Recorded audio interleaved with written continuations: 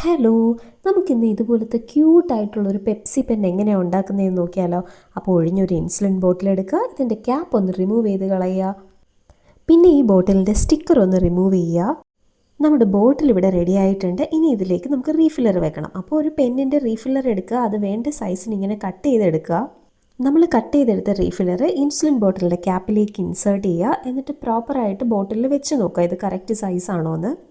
നമ്മുടെ കട്ട് ചെയ്തെടുത്ത റീഫില്ലറിൻ്റെ ബാക്കിൽ കുറച്ച് ഗ്ലൂവും കൂടി അപ്ലൈ ചെയ്യുക. ഇല്ലെങ്കിൽ നമ്മൾ ലിക്വിഡ് ഉണ്ടാക്കിയിട്ട് അതിലേക്ക് നമ്മുടെ റീഫില്ലർ ഇൻസേർട്ട് ചെയ്യുന്ന സമയത്ത് ലീക്ക് ആവാൻ ചാൻസ് ഉണ്ട്. അപ്പോൾ ഇനി പെപ്സി ഉണ്ടാക്കുക എളുപ്പമാണ്. വെള്ളത്തിലേക്ക് ബ്ലാക്ക് കളർ ഇങ്ക് ചേർക്കുക, എന്നിട്ട് ഒരു ഫില്ലർ യൂസ് ചെയ്തിട്ട് ബോട്ടിലേക്ക് ഫില്ല് ചെയ്യുക.